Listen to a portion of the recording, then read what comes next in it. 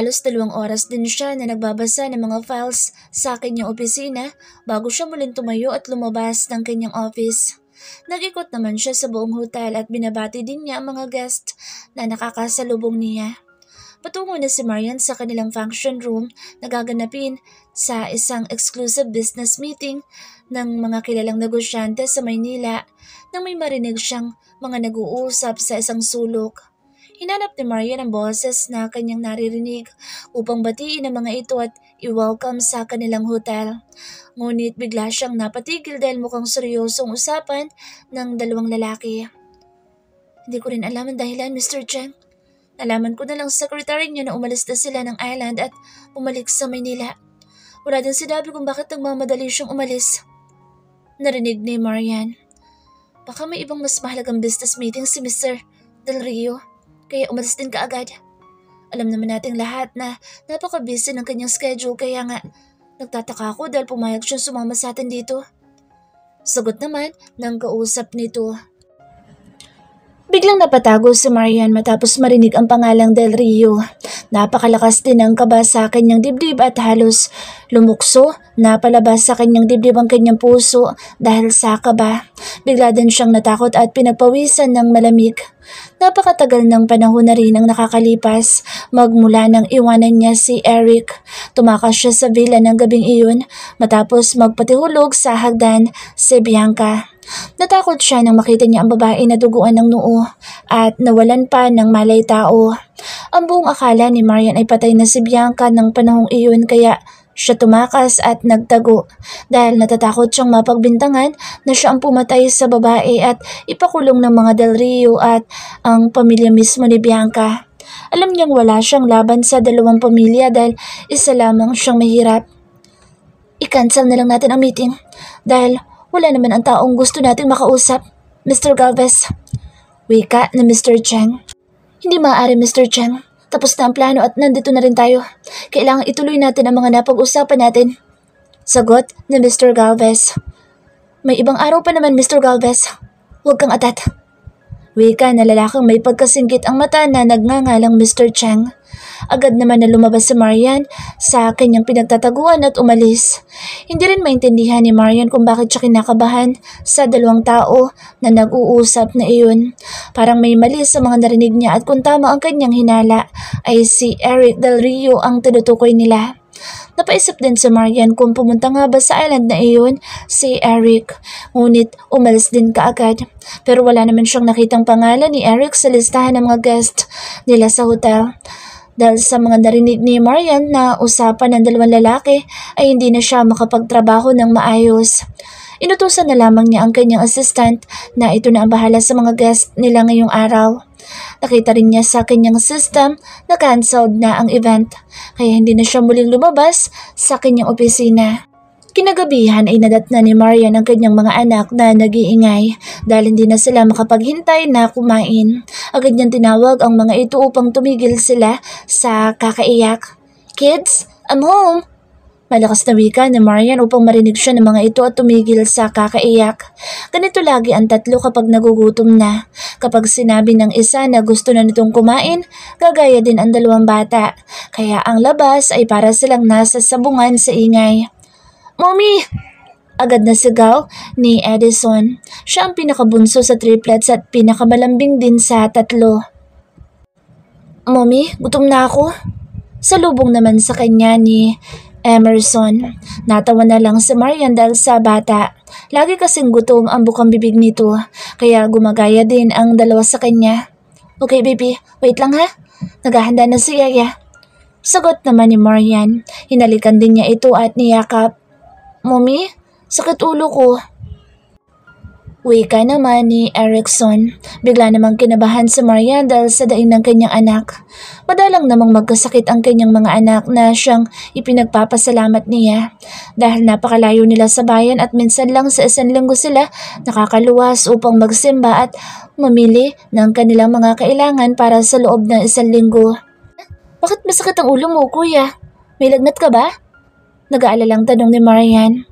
Mom, pinaunom ko na po ng gamot si Erickson kanina. May sinat kasi siya kaninang tanghali. Pagkagising niya, Kaya po pinaunom ko na agad ng gamot para hindi magtuloy ang lagnat. Wika naman ni Ate Feli. Lumabas na din siya galing sa kusina at may buhat-buhat na mga pagkain at inilapag sa lamesa. Agad na kinarga ni Marian ang kanyang anak. Dinala sa sofa. Ipinahiga niya ang bata at hinilot din ang ulo nito. Kuya, kumain ka muna ng dinner para makainom ka ulit ng gamot mo. Wika ni Marian sa bata sa kanya ito sinubuan. Nakailang subo lang si Erickson at ayaw na niyang kumain. Kahit may ketchup pa ang kanin nito ay hindi pa rin niya inubos. Ayoko na, Mommy. Tulog na ako. Wika ng bata kaya itinabi na ni Marian ang plato. Dinala na rin niya si Erickson sa kwarto at pinunasan ng maligamgam na tubig saka binihisan ng pajama. Agad ding nakatulog sa Erickson dahil na rin siguro sa gamot na ininom nito. Muli lumabas si Marian ng kwarto upang puntahan naman ang dalawa pang anak. Patapos na din silang kumain nang lumabas siya. Tahimik naman si Marian na kumain habang pinapanood ang dalawang bata na sarap sa kanilang kinakain. Parang namiss din niya si Heidi dahil ganitong-ganito kumain noon si Heidi. Napapapikit pa habang kinakagat ang fried chicken na may ketchup. Makalipas ang 3 araw ay nagpatuloy pa rin ang lagnat ni Erickson. Pinatingnan na rin ni Marian ang bata sa doktor nila sa hotel. Binigyan din ng doktor ng gamot ang bata kasamang vitamins nito. Pinayuhan din siyang huwag muna itong palalabasin upang makapagpahinga ng husto ang katawan nito at mabilis na gumaling. Pag-uwi ni Marian kinagabihan ay sinalubong kaagad siya ng kanyang kasambahay. Nasa mukha din ng babae ang matinding pag-aalala dahil sa pagkakasakit ni Erickson. Mom, hindi pa rin umuho pa ang lagnat ni Erickson. Baka po kailangan na nating dalhin sa Erickson sa bayan. Wala naman kasing pagbabago sa kanya, kahit may mga gamot na siyang iniinom. Nangangayayat na din po ang bata at namumutla dahil lagi naman niya isinusuka ang mga kinakain niya. Wika ni Ate Feli. Kanina pa niya inaabangan ang pag-uwi ni Marian dahil natatakot na siya sa kalagayan ng bata. Si Ate Feli ang lagi na iwanan upang mag-alaga sa 3 bata dahil napaka-busy ni Marian sa trabaho niya. Summer din kasi ngayon kaya napakaraming guest ang dumarayo sa island upang magbakasyon. Kaya kapag ganoon na may sakit ang mga bata ay talagang siya ang unang kinakabahan dahil siya lang ang kasama ng mga ito sa bahay. Sige ate, bukas na bukas din ay dadalhin ko sa Erickson sa bayan. Kahit ako'y kinakabahan na rin sa kalagayan niya ate. Sagot ni Marian. Hinalikan din niya ang anak at muling tinignan ang temperature nito. 39.5 pa rin ate. Kailangan na talaga siyang madala sa doktor. Wika ni Marian ngunit wala naman siyang magawa ngayon dahil hanggang alas 10 ng gabi lang may bangka at speedboat na papunta sa bayan. Kaya kailangan nila maghintay hanggang umaga upang madala ang kanyang anak sa doktor. Pinunasan din niya sa Erickson ng malamig na tubig upang mawala ang init nito. Nakatulong naman sa katawan ng bata ang malamig na tubig. Halos walang tulog si Marian dahil sa pag-aalala sa kanyang anak. Magdamag kasi itong giniginaw kahit napakakapal naman ang comforter nito. Bago lumiwanag ay nakahanda na si Marian upang dalhin sa bayan si Erickson. Gusto niya makasakay sila kaagad sa unang speedboat na babiyahe ngayong umaga patungo sa bayan. Tinawagan din ni Marian ang 2 meal stop nila na mag-off ngayong weekend. Pabalik din kasi ang mga ito sa bayan kaya naisipan niyang pakausapan ang mga ito upang matulungan siyang magbuhat kay Erickson. Mahigit 4 na taong gulang pa lamang si Erickson ngunit malaki ito at mabigat pa. Kaya kailangan ni Marian ng taong bubuhat sa bata. Ate Feli, ikaw na bahala sa 2 kong anak ha? Hindi ako sigurado kung makakauwi din kami kaagad ni Erickson. Baka ipakonfine ko na lang siya ng ilang araw para masiguro natin na gagaling siya kaagad. Bili ni Marian sa kanyang kasambahay. Opo, Ma Marian. Huwag kang mag-alala sa mga anak mo. Ako na po ang bahala sa kanila dito. Sagot ni Ate Feli. Sakay ng speedboat si Marian kasama ang 2 staff ng hotel patungo sa bayan. Pauwi kasi ang mga ito sa mga bahay nila na nasa kabayanan. Kaya nakisabay na sila kay Marian. Agad din silang pumayag na tulungan si Marian dahil kilala naman nila ang kanilang manager na napakabait at hindi rin sila inaagrabyado. Si Jeric ang nagbuhat kay Erickson hanggang sa makarating sila sa ospital. Si Victor naman ang nagbuhat sa dala ni Marian na traveling bag. Kinumpleto kasi ni Marian ang mga gamit nila mag-ina para hindi na siya magpabalik-balik sa island upang kumuha lang ng mga kakailanganin nila ni Erickson. Nurse, emergency! Tulungan niyo ang anak ko. Inaapoy siya na lagnat mula pa kahapon. Agad na sabi ni Marian pagdating nila sa maliit na ospital sa bayan. Okay po, Mrs. Pakasayin mo na ito. Registration form. Kailangan din po ninyong bilhin sa butika lahat ng mga nakasulat dito sa isang papel para may magamit kami sa anak mo, Mrs. Kulang na kulang kasi kami sa supply dito sa ospital kaya sa labas na lang kayo bumili. Wika na isang nurse na nag-attend sa kanila. Ma'am, ako na lang po ang bibili ng mga kailangan ng bata sa labas. Mag-fill up ka na lang para maasikaso na nila sa Erickson. Nag-iiba na din ang kulay ng balat niya. Parang mayroong naglalabasan na rashes sa balat niya. Wika ng lalaking kasama ni Marian na si Jeric. Ha? Anong rashes yan?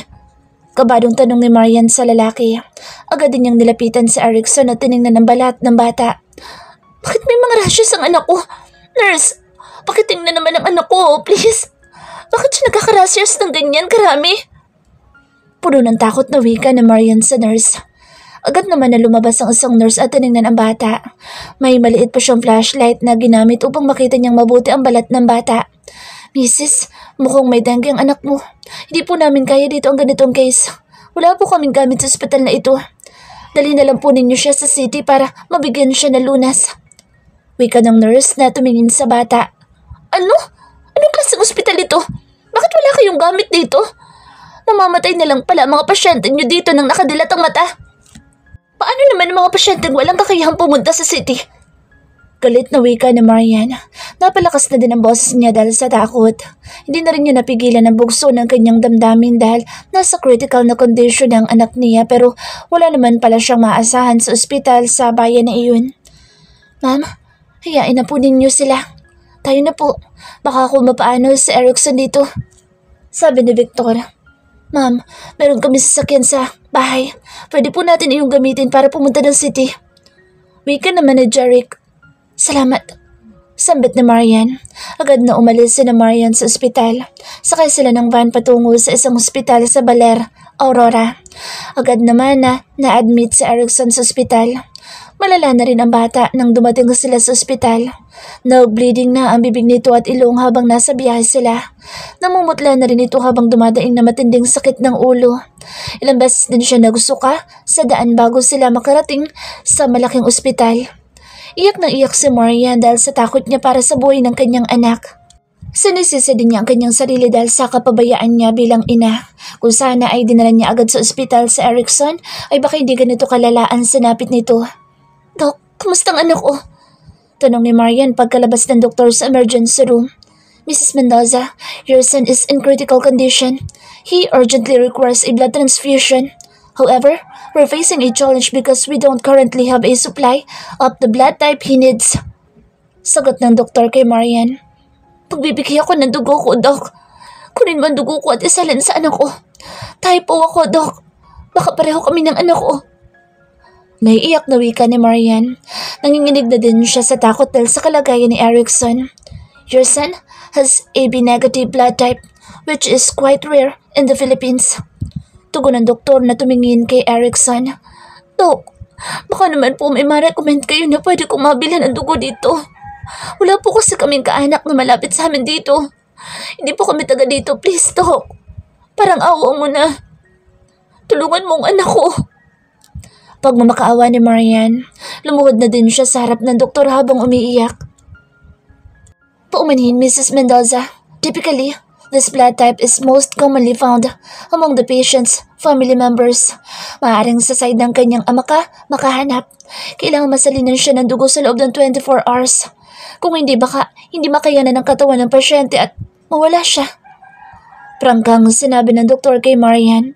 Parang nag-e-echo sa kanyang pandinig ang sinabi ng doktor na maaaring mawala ang kanyang anak. Wala sa sariling naglakad siyang palabas ng ospital. Ma'am, saan ka pupunta, ma'am? Malakas na pagtawag sa kanya ni Jeric. Patakbo din niya sinundan si Maria dahil parang wala ito sa sarili. Ma'am, ano nangyari sa'yo? Nag-aalalang tanong ng binata. Bigla namang umiyak si Marian at sumigaw pa ng malakas. Ang anak ko! Ang anak ko! Sigaw niya saka siya umupo sa semento. Ma'am, ano nangyari kay Erickson? Kabadong tanong ng binata. Kailangan niyang masalinan ng dugo pero hindi ko alam kung saan ako kukuha ng dugo para sa anak ko. Napaka-rare ng kanyang blood type at wala ding stock ang ospital. Wika ni Marian habang umiiyak. Kailangan kong pumunta ng Maynila. Magbabakasakala ko na makita ko ang ama niya doon. Siya na lamang ang pag-asa ko upang mabuhay ang anak ko. Anya, agad din siyang tumayo dahil bigla siyang nabuhayan ng loob. Kailangan niyang puntahan ng ama ng kanyang anak sa Maynila at humingi ng tulong para madugtungan ang buhay ng bata. Hapon na, ma'am. Baka gabihin ka na sa daan. Wika ni Jeric. Malayo din ang Maynila mula Aurora kaya sigurado siyang gabi nang makakarating si Marian sa Maynila kapag ngayon siya luluwas. Jeric, makikiusap sana ulit ako sa iyo. Baka naman pwede ka maiwan dito sa ospital para bantayan sa Erickson. Kailangan ko talagang puntahan ng ama niya. Pakiusap ni Marian sa lalaki. Sige po, ma'am. Nandito na rin lang ako sa baler. Hihintayin ko na lang na makabalik ka, ma'am. Saka ako uuwi sa bayan natin. Sagot ni Jeric. Salamat, Jeric. Pasasalamat ni Marian. Kunin mo itong pera para may magamit ka kung may ipabibili ang doktor na kakailanganin nila para kay Erickson. Anya saka inabot ang perang dala niya. Agad na sumakay ng bus si Marian patungo Maynila. Kinakabahan din siya habang papalapit na siya sa lugar kung saan niya iniwanan ng ama ng kanyang mga anak. Hindi rin niya alam kung ano ang kanyang sasabihin sa lalaki. Diyos ko, tulungan mo ko. Sana'y huwag niya ako ipagtabuyan sa kanyang bahay. Sana'y pakinggan niya ako tulungan ng anak namin. Piping dasal ni Marian. Pagdating ni Marian sa terminal ng bus galing probinsya ay agad naman siyang sumakay ng taxi at nagpahatid sa subdivision. Lagi din siyang nagdarasal na sana ay nasa Pilipinas ang pakay niya upang madala niya sa Baler, Aurora. Pagdating sa gate ng Villa Albert ay huminga muna ng malalim si Marian. Kinakabahan din siya dahil sa gagawin niyang pakikipag-usap sa ama ng kanyang mga anak.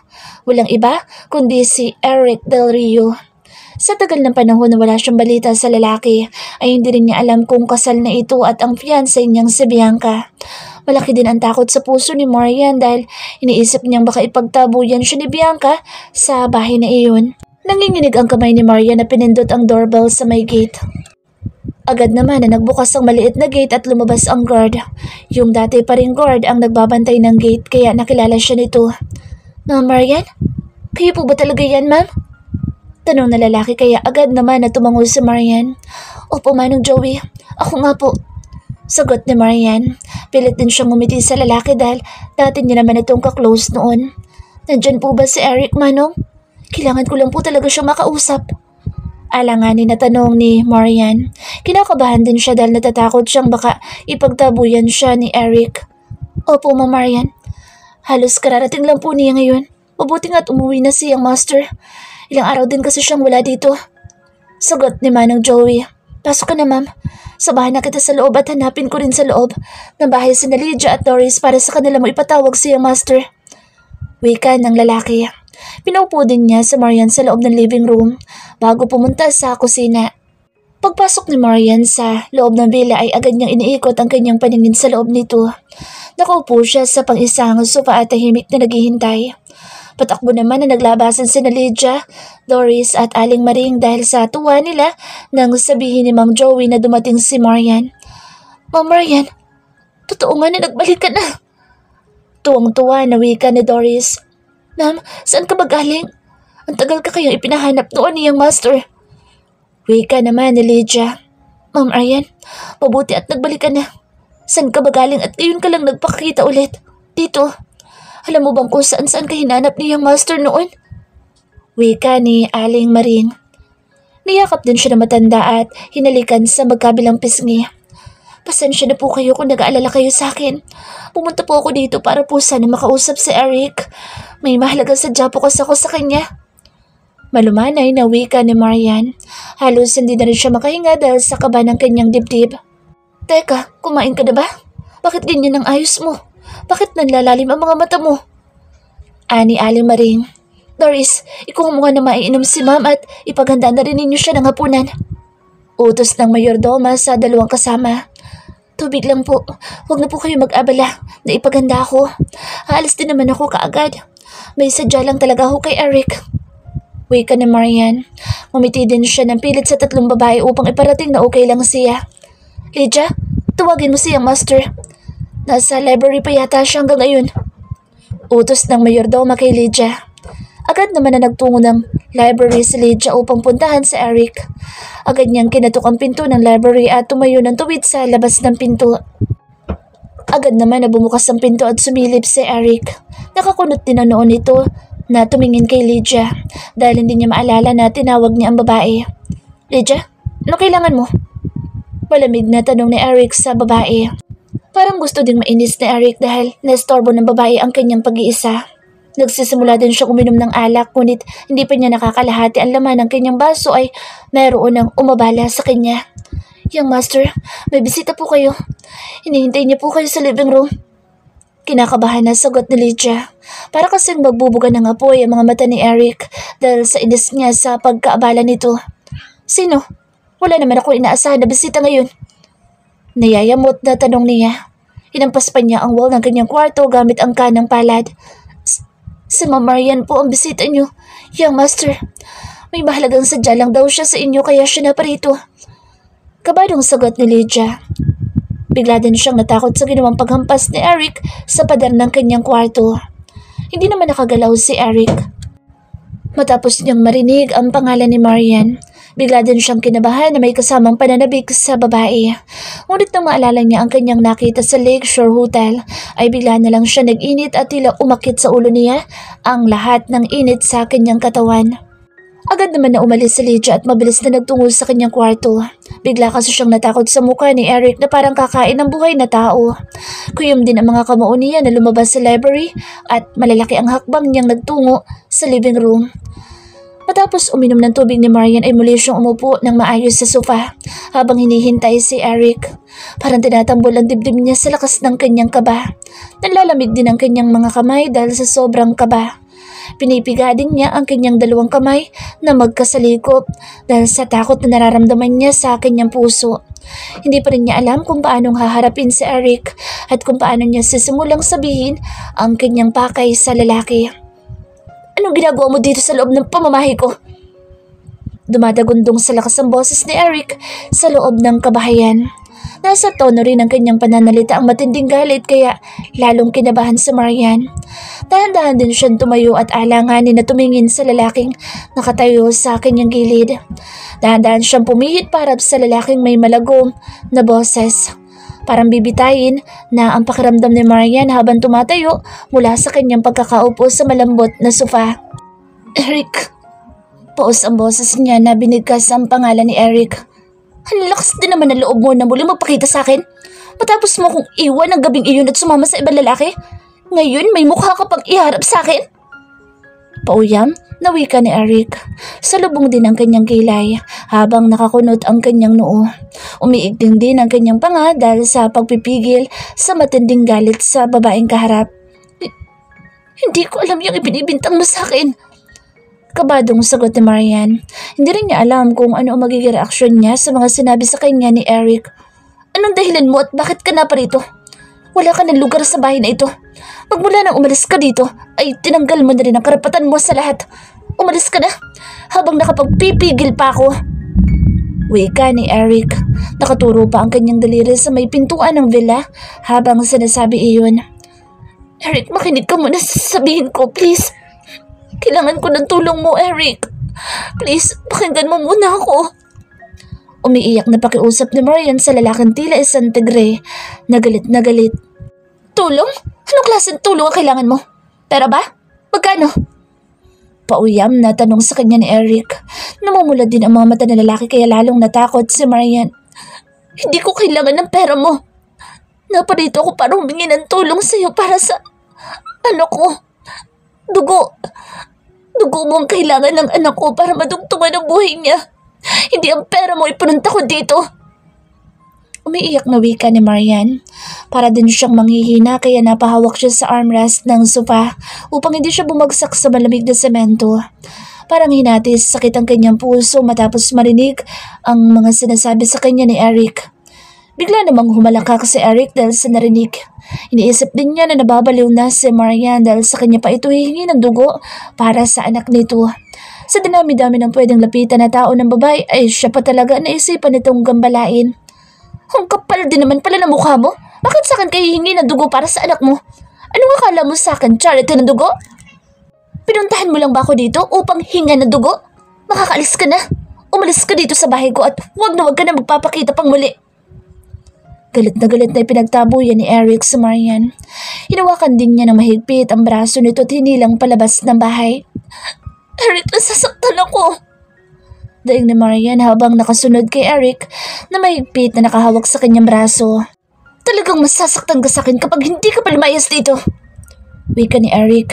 Sa kanya itinulak si Marian sa may pinto na ikinasalampak naman ng babae sa sahig. Eric, parang awa mo na. Tulungan mo si Erickson. Iligtas mo ang buhay ng anak mo. Anak mo si Erickson, Eric. Malakas na sigaw ni Marian dahil iniwanan na siya ni Eric na nakaupo sa sahig. Hindi na din siya makatayo dahil sa sobrang panghihina ng kanyang katawan. Parang gusto na rin niyang mawala ng ulirat dahil sa sobrang pagod, puyat at gutom. Tanging tubig lang nasa loob ng kanyang tiyan dahil hindi naman siya makakain dahil sa sobrang niyang pag-aalala sa kanyang anak. Biglang napatigil sa paglalakad sa Eric dahil sa kanyang narinig. Nanigas din siya dahil sa mga narinig niyang sinabi ni Marian. Anak mo si Erickson. Para nag-e-echo pa rin ito sa kanyang pandinig at paulit-ulit niyang naririnig. Pakiramdam din ni Eric ay para siyang nabuhay ng loob at bigla din pumintig ang kanyang puso ng napakabilis dahil sa sigaw ni Marian. Bigla din siyang kinabahan dahil sa hindi malaman na dahilan. Parang masaya siya at excited ngunit hindi naman niya alam kung saan. Eric, parang awa mo na. Tulungan mong anak natin. May dengue siya at malubang kanyang kalagayan sa ospital. Kailangan niyang masalinan ng dugo sa lalong madaling panahon. 24 hours lang ibinigay sa akin ng doktor na palugit para maghanap ng blood type na AB negative na kailangan ni Erickson. Anak mo siya, Eric. Kaya alam kong magkapareho kayo ng dugo. Kaya ako nandito para magmakaawa sa iyo. Maawa ka sa anak mo. Puntahan mo siya sa ospital at bigyan mo siya ng dugo mo. Maawa ka kay Erickson. Maawa ka sa anak mo. Umiiyak na pagmamakaawa ni Marian kay Eric. Parang kinakapos na rin siya ng hininga dahil sa sakit ng kanyang kalooban. Nagdarasal din siya na sana ay haplusin ng Panginoon ang puso ni Eric at pakinggan siya. Hindi na niya alam kung saan pa siya lalapit, kung tuluyan siya ipagtabuyan ni Eric at hindi pakinggan. Hindi naman makagalaw sa Eric dahil sa pagkagulat. Bigla ding nanginig ang kanyang katawan dahil sa pag-aalala na bigla na lang niyang naramdaman sa kanyang puso. Bigla din siyang kinabahan ng malakas dahil sa mga sinabi sa kanya ni Marian. Kahit hindi siya sigurado sa sinabi sa kanya ni Marian ay nakaramdam pa din siya ng takot. May anak tayo? Nauutal na tanong ni Eric. Hindi rin siya makapaniwala dahil sa mga narinig niyang sinabi ni Marian. Oo, Eric. May anak tayo. Triplets na lalaki naging anak natin. Halos pabulong na sagot ni Marian ngunit malinaw na narinig iyon ni Eric. Drum, bakit ngayon mo lang ipinalam sa akin na nagkaanak tayo? Bakit hindi mo sinabi sa akin noon na buntis ka? Tanong ni Eric, sabay hilot sa kanyang ulo. Nang hinayang din siya sa pagkakataon na makilala niya noon ng 3 bata dahil sa galit niya nang makita niya si Marian na may ibang lalaki na kasama. Tinawag pang daddy ng mga bata ang lalaking kasama nila.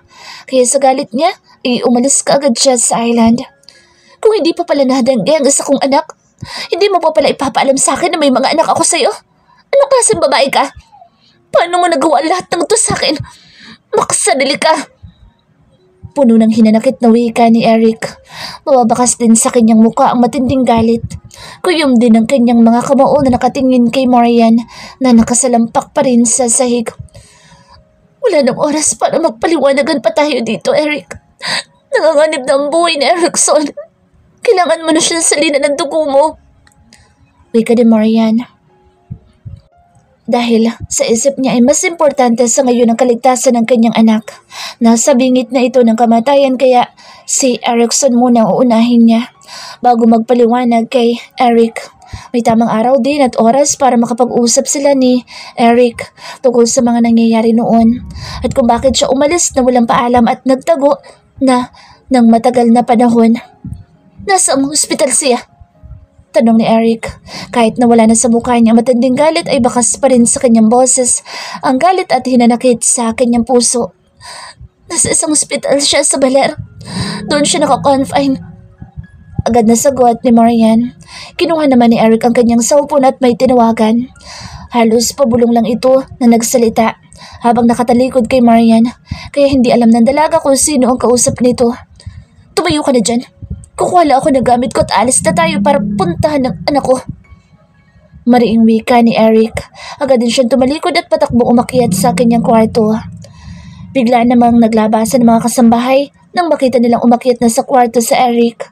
Agad din silang pumunta sa sala upang patayuin si Marian mula sa pagkakasalampak niya sa sahig. Umiiyak din ang mga ito dahil sa awa nila sa babae. Hindi rin nakalain ng mga kasambahay na magagawang sakta ni Eric si Marian. Alagang-alaga kasi noon ni Eric si Marian at parang reyna ang turing niya dito.